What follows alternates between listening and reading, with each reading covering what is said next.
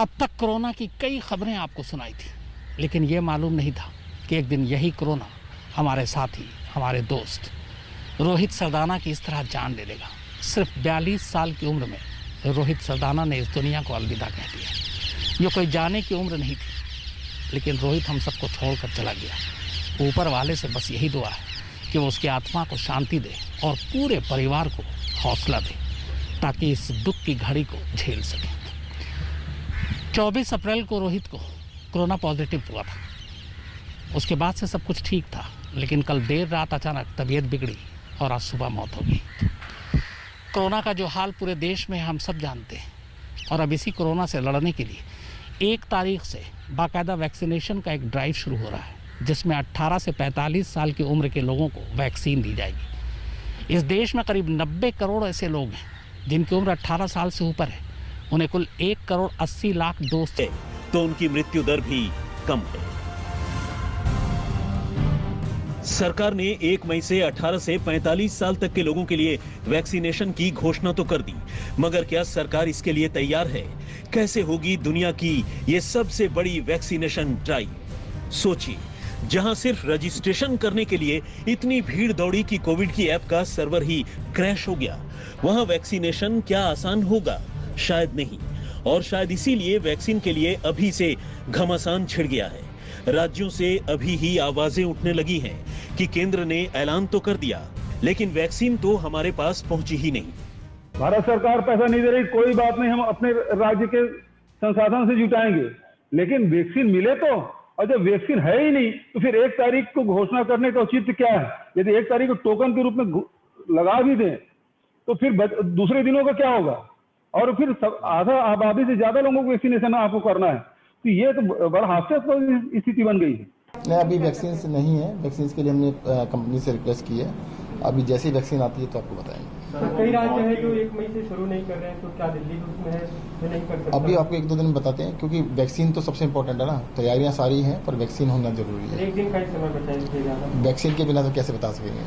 मुझे लगता है कि भी शायद वो हम उस टाइम पे स्टार्ट ना कर पाए, क्योंकि आज तक अभी तक कल हमारे पास 2 लाख आई थी, उससे पहले 1.5 लाख आई थी, लेकिन अभी तक हमारे पास कोई इंटीमेशन नहीं है कि आज हमको कितनी मिले, कल कितनी मिल रही है। जेकर हमारे पास कम से कम भी 10 लाख वैक्सीन आएगी, तब जाके हमारा ये काम स्टार्ट होगा। जाहिर है, सरकार ने 18 से 45 साल तक के लोगों के लिए वैक्सीनेशन का ऐलान करने का बयाना तो ले लिया है, लेकिन हकीकत में यह इतना आसान नहीं है। इतनी बड़ी आबादी के लिए वैक्सीन की सप्लाई ही मुश्किल है, और नहीं कोविशील्ड और कोवैक्सीन के निर्माताओं की इतनी क्षमता ही है कि वो इतनी बड़ी तादाद में 1 मई से वैक्सीन दे पाए। आंकड़ों की माने तो दोनों कंपनियां मिलकर भी हर महीने 8 करोड़ से ज्यादा वैक्सीन नहीं बना सकती। मौजूदा वक्त में सीरम इंस्टीट्यूट की कोविशील्ड बनाने की क्षमता अधिकतम 6 से 7 करोड़ डोज प्रति महीने है, जबकि भारत बायोटेक की कोवैक्सीन बनाने की अधिकतम क्षमता 1 करोड़ डोज प्रति महीने है। और सिर्फ 45 साल के ऊपर के लोगों को ही पूर्ण वैक्सीनेशन के लिए जरूरत कम से कम 13 करोड़ वैक्सीन की है। ऐसे में पहले से ही 45 प्लस के लिए ही हर महीने करीब 5 करोड़ वैक्सीन कम पड़ रही है। वैसे तो सरकार ने दोनों वैक्सीन निर्माताओं को एडवांस पेमेंट का फैसला किया है, जिससे उनको उत्पादन क्षमता बढ़ाने में वित्तीय मदद मिले, लेकिन अभी इसका तुरंत फायदा तो नहीं मिलने जा रहा। इससे पहले केंद्र सरकार ने सुप्रीम कोर्ट को दिए गए हलफनामे में कहा था कि जुलाई तक कोवैक्सीन और कोविशील्ड के सिर्फ 16.5 करोड़ डोज ही उपलब्ध हो पाएंगे। अब तक सीरम इंस्टीट्यूट को राज्यों से 34 करोड़ और निजी अस्पतालों से 2 करोड़ डोज के ऑर्डर मिले हैं।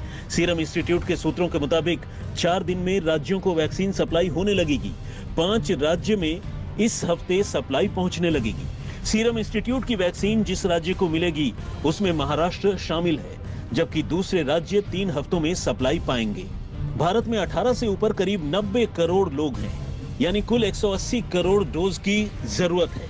अभी तक 14 करोड़ से ज्यादा डोज दी जा चुकी है, यानी अभी 165 करोड़ डोज से ज्यादा की जरूरत है। यानी सबको वैक्सीन लगाना फिर बहुत बड़ी चुनौती है। ऐसे में अब सारा दारोमदार रूसी वैक्सीन स्पुतनिक वी पर आकर टिक गया है। जिसे भारत पहले ही मंजूरी दे चुका है। पिछले दिनों प्रधानमंत्री मोदी ने रूस के राष्ट्रपति व्लादिमीर पुतिन से बात की है और जल्द ही इस रूसी वैक्सीन की पहली खेप भारत पहुंच रही है।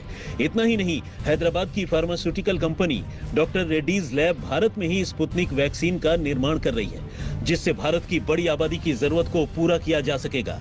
डॉक्टर रेड्डीज लैब इसके लिए पिछले साल से ही तैयारी में जुटी हुई है। कोरोना की दूसरी लहर के बाद वैक्सीनेशन जल्द करने को लेकर जागरूकता आई है, लेकिन वैक्सीन की सप्लाई को लेकर उठ रहे सवालों के बाद तीसरे चरण की शुरुआत की तारीखों को लेकर राजनीतिक रस्साकशी मची हुई है। इन सब के बीच सवाल वही, क्या 1 मई से 18+ के लोगों के लिए वैक्सीनेशन मुहैया हो पाएगी या फिर जनता को लगेगी सियासत की वैक्सीन? अब कुछ जमीनी हकीकत पर नजर डालते हैं ताकि वैक्सीन की मिस्ट्री थोड़ी क्लियर हो सके। दिल्ली ने भी 1,34,00,000 डोज खरीदने को मंजूरी दी है। यूपी ने अब तक कुल 1 करोड़ डोज का ऑर्डर दिया है। हरियाणा ने 66 लाख डोज मंगाए हैं, जबकि छत्तीसगढ़ ने 50 लाख डोज का ऑर्डर दिया है। मध्य प्रदेश ने कोविशील्ड के 45 लाख डोज का ऑर्डर दिया है। वहीं पंजाब ने 30 लाख डोज खरीदने को मंजूरी दी है। सर, 1 करोड़ 34 लाख जो वैक्सीन का ऑर्डर किया गया था, कब तक आता है, उसकी हमने बोला? अभी देखिए, अभी जहाँ तक कंफर्म सोर्सेज तो नहीं है, अनकंफर्म पता है कि अभी इतनी प्रोडक्शन तो नहीं है, परंतु जैसे ही कंपनियां हमें शेड्यूल दे देती हैं कि भी कितनी वैक्सीन कब देंगी, तो तुरंत हम अभी तक शेड्यूल आपको नहीं मिला? नहीं, अभी नहीं मिला। महाराष्ट्र, राजस्थान जैसे राज्यों ने तो साफ कह दिया है कि वो 1 मई से वैक्सीनेशन नहीं शुरू कर पाएंगे, क्योंकि उन्हें अभी तक वैक्सीन ही नहीं मिली है। पंजाब, झारखंड, छत्तीसगढ़ जैसे राज्यों को भी आशंका है कि 1 मई से वैक्सीनेशन शुरू नहीं हो पाएगा। पिछले हफ्ते ही पंजाब, छत्तीसगढ़, राजस्थान और झारखंड के स्वास्थ्य मंत्रियों ने साझा वर्चुअल प्रेस कॉन्फ्रेंस में कहा था कि वैक्सीन निर्माता उन्हें तय वक्त पर ऑर्डर देने में सक्षम नहीं है। हालांकि एक मुश्किल यह भी है कि जिस तरह कोरोना के हालात पिछले दिनों बने हैं, उससे लोगों में वायरस का खौफ इतना है कि हर कोई जल्द से जल्द वैक्सीन लगवाना चाहता है, जिससे सेंटरों में अभी से लाइनें लगनी शुरू हो गई हैं। मुंबई के नेस्को वैक्सीनेशन सेंटर की ये तस्वीरें बता रही हैं कि ये जमावड़ा आने वाले वक्त में कितना और बढ़ सकता है। ऐसे में डर ये है कि टीकाकरण अभियान कहीं जान बचाने की बजाय कोरोना विस्फोट का जरिया न बन जाए। ये हाल तब है जब अभी 45 साल से ऊपर वालों को ही वैक्सीन लग रही है। सोचिए, 1 मई से जब 18 साल से ऊपर वालों को वैक्सीन लगेगी तो क्या होगा। मुंबई में यही हाल दूसरे वैक्सीनेशन सेंटरों पर भी दिख रही है। ऐसे में सवाल यह है कि क्या हमारे देश का इंफ्रास्ट्रक्चर इतने बड़े वैक्सीनेशन के लिए तैयार है? जब हिंदुस्तान के 1% कोरोना मरीजों को संभालने में ही हमारी सांसें फूलने लगी हैं, तो इतनी बड़ी आबादी का वैक्सीनेशन कैसे होगा? इसके माकूल इंतजाम न किए गए तो बदइंतजामी से लेने के देने पड़ सकते हैं। वैक्सीनेशन तो खैर दूर की बात है, आपको वैक्सीनेशन के लिए होने वाले रजिस्ट्रेशन का हाल बताते हैं। 28 अप्रैल से टीकाकरण के लिए रजिस्ट्रेशन का काम शाम 4 बजे शुरू किया गया, लेकिन जैसे ही ऑनलाइन रजिस्ट्रेशन की विंडो खुली, लोग उस पर टूट पड़े। नतीजा ये रहा कि भारी दबाव के चलते वैक्सीन के रजिस्ट्रेशन की वेबसाइट ही क्रैश हो गई।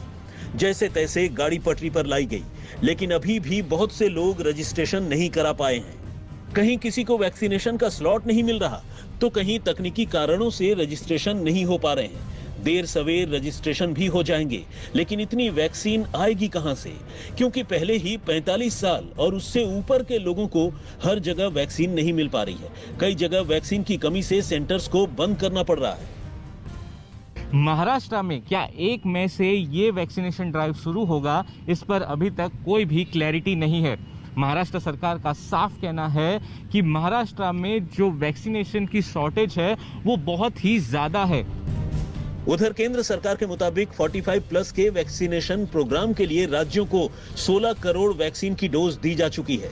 राज्यों के पास 1 करोड़ डोज अभी हैं, जिनमें से 57 लाख डोज का इस्तेमाल इस महीने तक होना है। केंद्र ने राज्यों से यह भी साफ कर दिया है कि प्राथमिकता ग्रुप के लिए भेजी गई वैक्सीन का इस्तेमाल 18+ वैक्सीन प्रोग्राम के लिए नहीं कर सकते। यानी इधर कुआं उधर खाई वाले हालात हैं। केंद्र और राज्यों में वैक्सीन की कीमतों को लेकर भी बहस छिड़ी हुई है। केंद्र ने 45 साल से ऊपर के लोगों को वैक्सीन 250 रुपए प्रति डोज के हिसाब से प्राइवेट अस्पताल में मुहैया कराया है, जबकि सरकारी अस्पताल में ये डोज निशुल्क है। वहीं अब केंद्र ने राज्य सरकारों और प्राइवेट अस्पतालों को सीधे वैक्सीन निर्माता कंपनियों से वैक्सीन खरीदने को कहा है।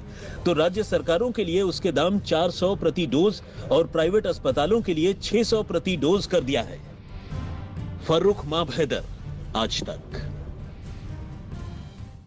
क्या बेड, ऑक्सीजन और दवाओं के बाद वैक्सीनेशन की भी कमी पड़ने जा रही है? पूरी कहानी इस ब्रेक के बाद आप देखते रहिए वारदात।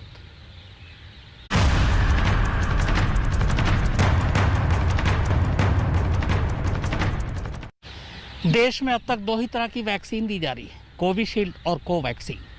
हालांकि ये दोनों कंपनियां जो वैक्सीन दे रही हैं, इनका कहना है कि एक दायरे के अंदर ही वो ये वैक्सीन बना सकती है, जबकि ज़रूरत कहीं ज़्यादा है। अब एक रूसी वैक्सीन को भी मान्यता दी गई है और उम्मीद की जा रही है कि वो वैक्सीन भी जल्दी आ जाए। हालांकि 1 तारीख से जो वैक्सीनेशन शुरू होने जा रहा है वो कितना कामयाब होगा, इस पे सवाल है, क्योंकि वैक्सीन की सख्त कमी है।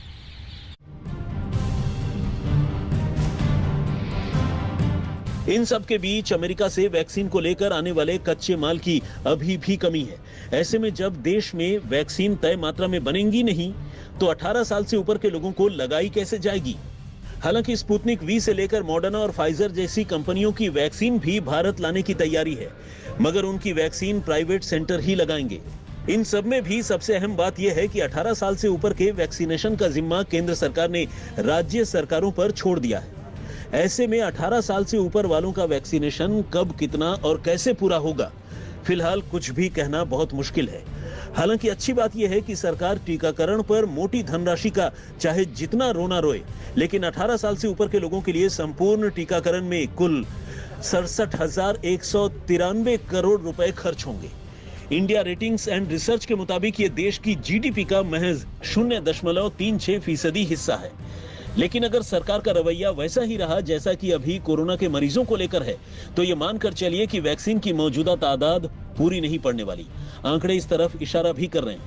देश में 18 साल से ज्यादा उम्र के लोगों की आबादी करीब 93 करोड़ है। ऐसे में 13 करोड़ से ज्यादा लोगों को वैक्सीन दी जा चुकी है, तो करीब 80 करोड़ लोग बचते हैं। दोनों डोज मिला लें तो 160 करोड़ डोज की जरूरत पड़ेगी, और वैक्सीन जब होंगी नहीं, तो ऐसे में खतरा इस बात का सबसे ज्यादा है कि कहीं निजी अस्पताल वैक्सीन देने के लिए अनाप शनाप दाम न वसूलने लगे, जैसे अभी ऑक्सीजन, बेड, वेंटिलेटर और दवाओं को लेकर हो रहा है। और निजी अस्पतालों के पैसे कमाने की रवैये से तो पूरा देश ही वाकिफ है। फर्रुख माबहैदर, आज तक। तो वारदात में फिलहाल इतना ही, मगर आज तक पर खबरों का सिलसिला लगातार जारी है।